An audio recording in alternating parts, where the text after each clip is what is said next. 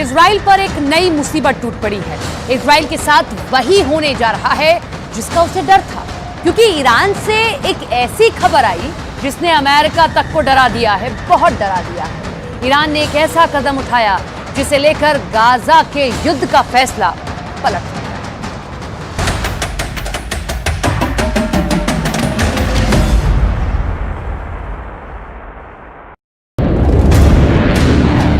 Iran का बम फटेगा तो Israel ऐसे काउंटर करेगा।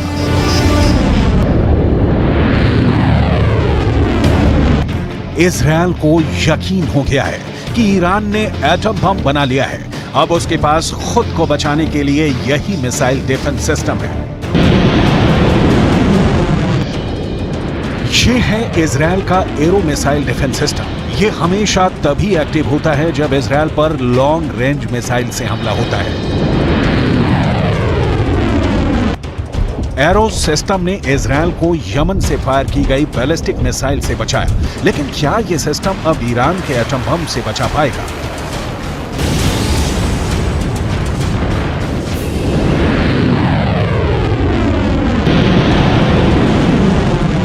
क्योंकि ईरान को लेकर खबर बहुत खतरनाक है और इसका सबसे बड़ा खतरा इजराइल को सता रहा है।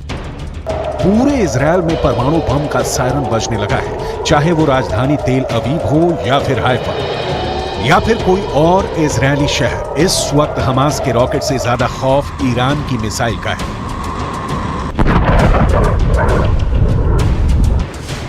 क्योंकि अब उसमें परमाणु बम भी फिट हो सकता है। अमेरिका दावा कर रहा है कि ईरान के पास अब इजराइल तक पहुंचने वाली मिसाइल भी है और उसमें लगाने के लिए एटम बम।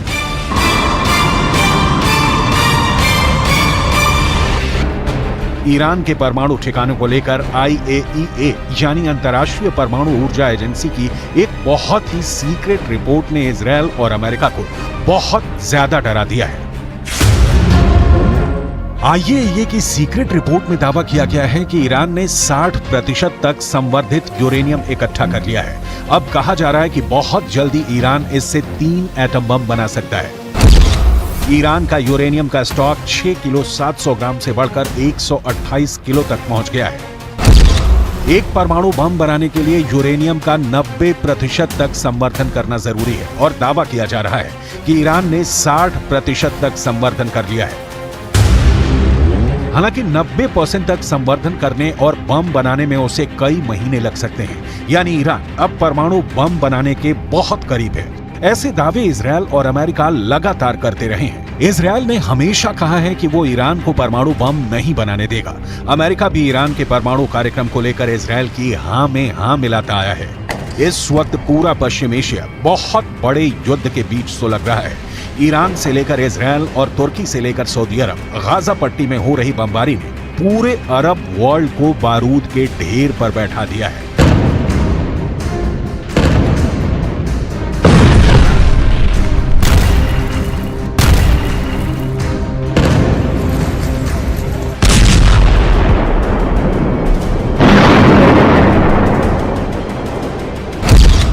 अब परमाणु बम को लेकर ईरान वाले खतरे ने इजराइल और अमेरिका का डर वाला मीटर रेड लेवल पर ले आया है। इस कांटे पर इतना प्रेशर है कि ये कभी भी वर्ल्ड वॉर बनकर टूट सकता है, क्योंकि ईरान कह चुका है कि उसके पास ऐसी मिसाइल है जो लॉन्च होने के 400 सेकंड के अंदर इजराइल पर जाकर तबाही मचा सकती है।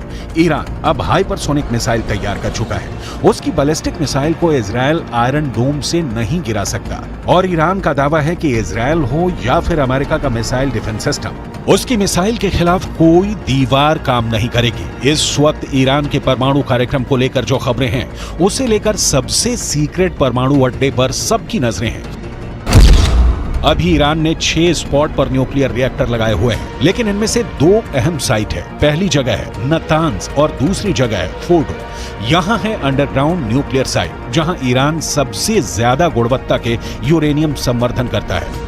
ज्यादा बेहतर क्वालिटी यानी बम बनाने के लिए बेहतर यूरेनियम ईरान के परमाणु प्रोजेक्ट की प्रोग्रेस रिपोर्ट के तौर पर सैटेलाइट तस्वीरें भी जारी हो चुकी हैं।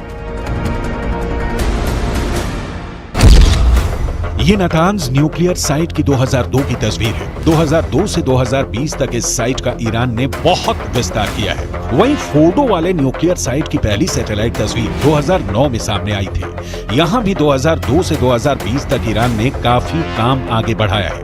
दावा किया जाता है कि ईरान सबसे अधिक यहीं यूरेनियम संवर्धित कर रहा है। ईरान के पास अभी एटम बम नहीं है, ये बात तो पुख्ता तौर पर अमेरिका भी मानता है, लेकिन इजराइल के पास एटम बम है, इससे कोई इनकार नहीं करता। दावे के मुताबिक आज की तारीख में इजराइल के शांत रेगिस्तान में नेगेव परमाणु रिसर्च सेंटर है, जहां ताकतवर हथियार बनाने का काम किया जाता है। Stockholm International Peace Research Institute के मुताबिक इजराइल के पास करीब 90 परमाणु बम है, जो पूरे पश्चिम एशिया को पिघली हुई रेत में तब्दील कर सकते हैं।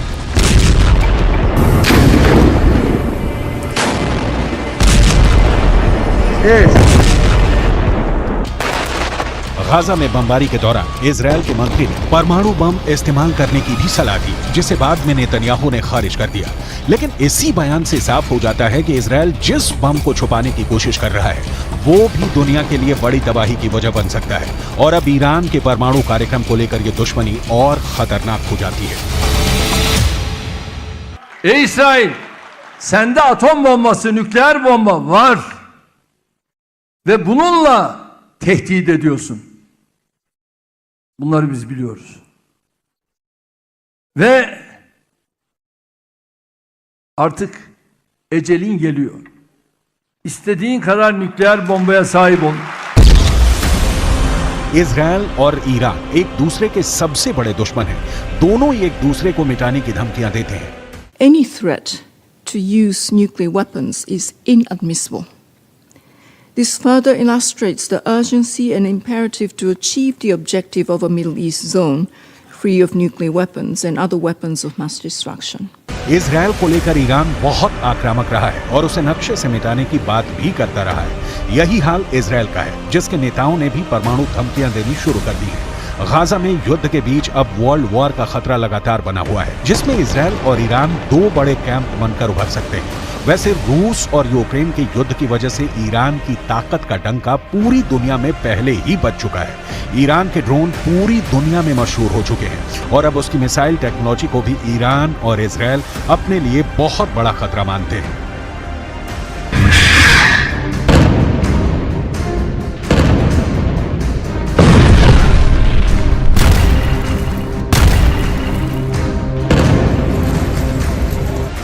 ईरान अब अपनी इसी ताकत को दिखाकर अमेरिका और इजराइल दोनों को चैलेंज कर रहा है। हालांकि इजराइल से पहले उसने अमेरिका की फौजी अड्डों को अपने टारगेट पर ले लिया है।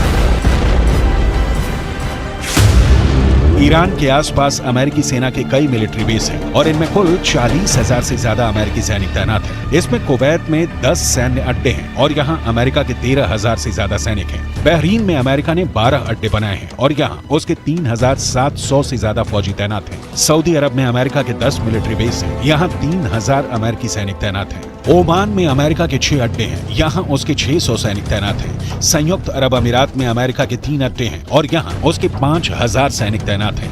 कतर में अमेरिका का सबसे बड़ा मिलिट्री बेस है और यहाँ 13,000 अमेरिकी सैनिक रखे गए हैं। ये वो देश हैं जहाँ से ईरान बहुत ज्यादा करीब है। यही वजह है कि ईरान अब अमेरिका को इस इलाके में बर्दाश्त नहीं करना चाहता, क्योंकि उसे लगता है कि अमेरिका इन्हीं अड्डों से उस पर नजर रखता है और यहीं से वो कभी भी ईरान के न्यूक्लियर अड्डों पर हमला कर सकता है। ऐसा इसलिए क्योंकि खाड़ी देशों में अमेरिका के जितने भी अड्डे हैं, वहां उसके बहुत ही खतरनाक हथियार तैनात रहते हैं।